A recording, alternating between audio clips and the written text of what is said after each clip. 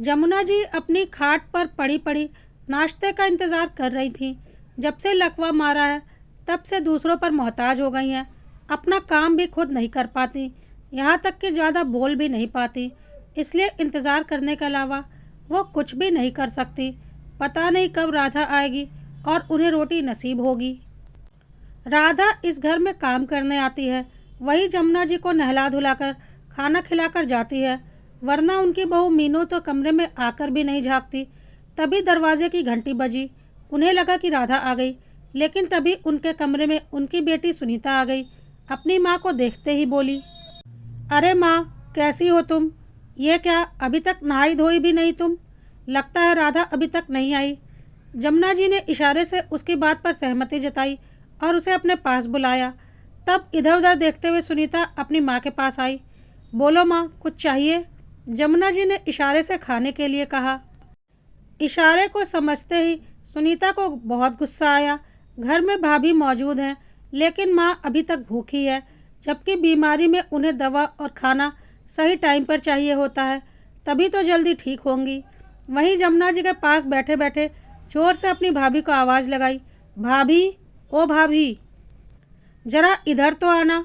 आवाज़ सुनकर मीनू कमरे में आई और बड़ी ही शांति से बोली, क्या हुआ सुनीता, ऐसे क्यों चिल्ला रही हो? उसे इतनी शांति से बात करते हुए देख सुनीता चिढ़ गई और बोली, ये क्या, अभी तक माँ ना नहाई है, ना ही उन्हें अभी तक खाना दिया गया है। उसकी बात सुनकर मीनू बोली, वो राधा अभी तक आई नहीं है। यह सुनकर सुनीता भड़क गई। राधा नहीं आई है तो आप खिला नहीं सकती थी क्या? आखिर आपकी भी तो सास है, सास भी तो माँ ही होती है।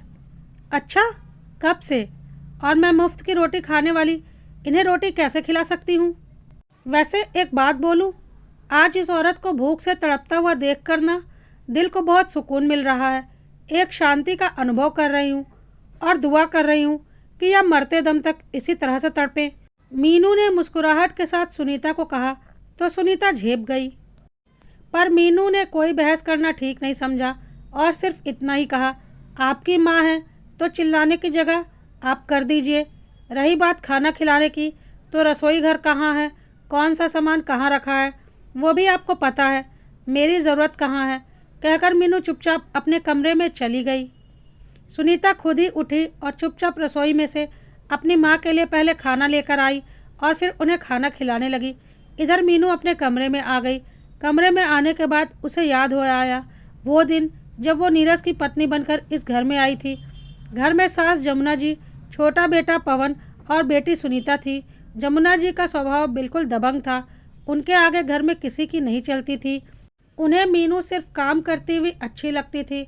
उसका आराम करना उन्हें कभी पसंद नहीं आता और उनका साथ देती थी।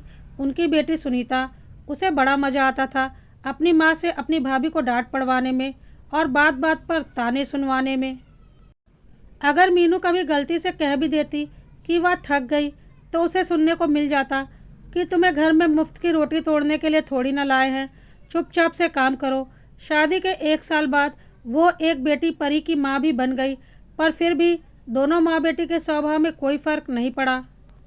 अभी भी वो लोग मीनू से पूरा काम करवाते, चाहे उसकी बच्ची भूख से रो रही ही क्यों ना हो। पर उन्हें पहले काम चाहिए होता था। लेकिन मीनू की ज़िंदगी उस समय पूरी तरह से बदल गई जब उसके देवर पवन की शादी पक्की हुई। घर में शादी की तैयारियां चल रही थी, तो जाहिर सी बात है काम बहुत ज़्यादा बढ़ चुका था। उस दिन परी की तबीयत बहुत ज़्यादा ख़राब थी। पिछले कुछ दिनों से उसे बुखार आ जा रहा था।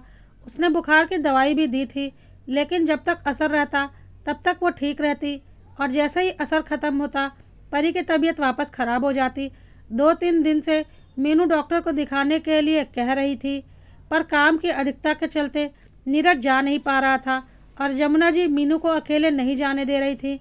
उनका सिर्फ एक ही तकिया कलाम था, अरे बच्चे हैं, हारी मारी चलती रहती है, अब छोटी छोटी चीज़ों के लिए डॉक्टर के पास थोड़ी ना जाएंगे, जा चुपचाप काम कर। पर उस दिन परी रोए जा रही थी, यहाँ तक कि दूध भी नहीं पी रही थी। लेकिन जमुना जी का मन नहीं पसीज रहा था। मीनू उसे गोद में लेकर दूध पिलाने की कोशिश कर ही रही थी तो जमुना जी ने डांट दिया, अरे घर में शादी का काम है और तू बार बार बच्चे को लेकर बैठ जाती है, जा फटाफट खाना बना बहुत भूख लगी है, दूसरे काम भी निपटाने हैं। थोड़ी देर बच्ची को रो भी लेने दिया करो ताकि उसके हाथ पैर चलें। आखिर मीनू को परी को छोड़कर रसोई में जाना पड़ा। बीच में एक दो बार कमरे में आने की कोशिश भी की, पर सुनीता अपनी माँ को भड़का देती और उसे डांट पड़ जाती। 2-3 घंटे के बाद अपना रसोई का काम निपटाकर फटाफट कमरे में गई तो देखा कि नन्ही सी परी रो रो कर थक हार कर खुद ही सो गई थी। मुंह में अंगूठे को लिए हुए तितर बितर हालत में सोई हुई अपनी 5 महीने की बेटी को देखकर मीनू की आंखों में आंसू आ गए। उसकी आंखों का फैला हुआ काजल बता रहा था कि कितना रोई होगी, लेकिन घर में आखिर सुनने वाला कौन था। तभी बाहर से जमुना जी की आवाज़ आई, अरे ओ बहू, कहाँ चली गई? जरा जल्दी से चाय तो बना कर ले आ, अभी तो खाना खाया है, अब फिर से चाय। मीनू ने मन ही मन सोचा, पर इस बार उसका मन नहीं माना। आखिर अपनी बेटी को ऐसे कैसे छोड़ सकती थी। उसने सोचा कि मैं अभी इसे दूध पिलाकर ही जाऊंगी, आज चाहे माँ जी 10 बातें ही क्यों न सुनाए। वो परी के पास जाने लगी तो सुनीता कमरे में आ गई। भाभी, आपको सुनाई नहीं दे रहा? जल्दी से चाय बना दो, हम लोगों को बाजार भी जाना है।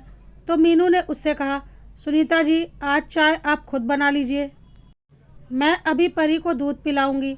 मीनू का जवाब सुनकर सुनीता जमुना जी को आवाज़ लगाते हुए बोली, माँ, भाभी चाय बनाने से मना कर रही हैं। सुनकर जमुना जी गुस्से में कमरे में आ गईं और बोली, क्यों री, तेरी इतनी हिम्मत कि तू काम करने से मना करे? तुझे तो इस घर में मुफ्त की रोटी तोड़ने के लिए लाए हैं क्या? जाकर चुपचाप से चाय बना। लेकिन मीनू वहाँ से हटी तक नहीं और जाकर परी के पास बैठ गई। जमुना जी फिर बोली, हाय राम, देखो तो इसकी हिम्मत, मेरी बात को अनसुना कर रही है। अरे थोड़ी देर दूध नहीं पिएगी तो मर नहीं जाएगी तेरी बेटी? सुनकर मीनू के तन बदन में आग भी लग गई। आखिर जोर से चिल्लाते हुए बोली, बस माँ जी, बहुत बोल लिया आपने। अगर इतना ही है तो अपनी बेटी से चाय बनवा कर पी लीजिए, खुद भी तो खा पी कर बैठे हैं। पर मेरी बच्ची तो भूखी है, मैं उसे भूखा नहीं रखूँगी, कह दिया बस। इससे पहले जमुना जी कुछ कहती, मीनू ने परी को गोद में लेने के लिए उठाया, लेकिन ये क्या, परी में कोई हलचल ही नहीं दिख रही थी। उसने 2-3 बार परी को हिलाया डुलाया भी, लेकिन परी के शरीर में कोई हलचल नज़र नहीं आ रही थी। मीनू जोर से चिल्लाई।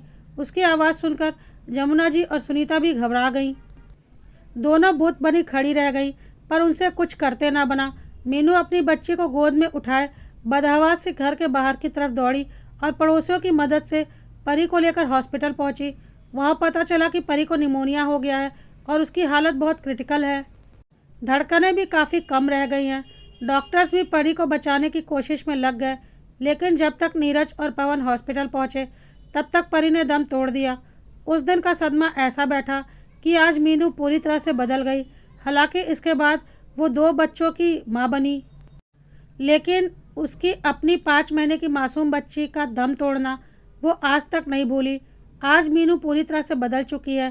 परी की मौत के लिए उसने आज तक जमुना जी और सुनीता को माफ़ नहीं किया। उस हादसे के बाद जमुना जी पवन के साथ ही रहने लगी थी, लेकिन उनकी आदतों के चलते उसकी पत्नी ने उनकी सेवा करने से साफ मना कर दिया। आखिर थक हार कर जमुना जी को नीरज के पास ही आना पड़ा। नीरज अब अपने बेटे होने का फ़र्ज तो निभा रहा था, लेकिन वो भी अपनी बच्ची की मौत को नहीं भूला था। इसलिए दोनों पति पत्नी जमुना जी के कमरे में नहीं आते, बल्कि उनकी सेवा के लिए राधा को रख लिया। हाँ, लेकिन जमुना जी को अपने घर में देखकर पहले तो मीनू चिढ़ती थी, लेकिन अब उसके दिल को बहुत सुकून मिलता था जब वह दर्द या भूख से तड़पती थी या फिर नहाने के लिए तरसती थी। और नहाने तक के लिए उन्हें राधा का इंतज़ार करना पड़ता था। वह सोचती थी, बहुत अच्छा है कि मैं यह सब कुछ अपनी आंखों से देख रही हूँ और उनके आखिरी दम तक इन्हें ऐसी ही हालत में देखना चाहती हूँ। आखिर करने का फल जीते जी तो ही मिलता है। यह बात जमुना जी भी समझ चुकी थी, इसलिए वह भी अब ज़्यादा कुछ नहीं कह सकती थी। लेकिन कभी कभी मीनू की माँ उसे समझाती थी कि तेरी सास और ननद ने जो कर्म किए उन्हें करने दे, उसका फल उन्हें ईश्वर दे ही रहे हैं। तू ऐसा मत किया कर कि उनके दुख में खुश हुआ कर, अपने कर्म ठीक रख। लेकिन मीनू चिढ़कर बोल देती थी, माँ, मेरे कर्म हमेशा से ठीक थे और आगे भी ठीक ही रहेंगे, लेकिन ईश्वर ने भी कहा है कि गलत काम करने वालों के साथ गलत करने में कोई बुराई नहीं है और इन लोगों ने तो पाप किया है, मैं थोड़ी ना उनके साथ कुछ कर रही हूँ या खुद अपने कर्मों की सज़ा भोग रही हैं। मुझे तो बस सुकून मिल रहा है। अगर उनके दुख में खुश होने की सज़ा ईश्वर मुझे देंगे भी ना, तो मुझे वह सज़ा मंजूर होगी, क्योंकि इन दोनों माँ बेटी ने मेरी बेटी की जान ली है और मैं यह बात कभी नहीं भूल सकती। लेकिन मुझे पता है ईश्वर ऐसा कुछ नहीं करेंगे, क्योंकि उन्हें भी तो सारी सच्चाई पता ही है ना। और मीनू की माँ चुप हो जाती थी। सुनीता जमुना देवी के लिए खाना निकालने रसोई में गई तो मीनू भी वहीं खड़ी थी और उसने सुनीता को देखकर जोर से बोला ताकि आवाज़ जमुना देवी तक भी जाए, मेरी दूधमुही बच्चे की बद्दुआ उसकी जान लेने वालों को जीते जी उस अवस्था में ले जाएगी कि वह भूख से तड़पेंगे, जैसे मेरी बेटी अपने अंतिम समय में दूध के लिए तड़प गई थी पर उसे दूध नहीं नसीब हुआ था। वह खुद अपने मरने की दुआ मांगेंगे, लेकिन उन्हें मौत नहीं आएगी। अभी तो सिर्फ एक के बुरे दिन शुरू हुए हैं, अभी तो दूसरी के बुरे दिन बाकी हैं, जिसकी स्थिति इससे भी बुरी होने वाली है। जीते जी उसके शरीर में कीड़े लगने वाले हैं।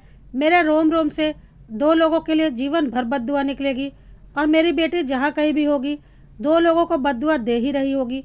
उसकी बद्दुआ और उसकी माँ की बद्दुआ कभी भी खाली नहीं जाएगी। सुनीता और जमुना देवी को बहुत अच्छे से समझ में आ रहा था कि यह बातें सुनीता और जमुना देवी के लिए ही बोली जा रही थी और सुनीता अंदर ही अंदर डर रही थी कि शायद कल को उसके साथ भी बहुत ही बुरी स्थिति हो। आखिर कर्म जो ऐसे किए थे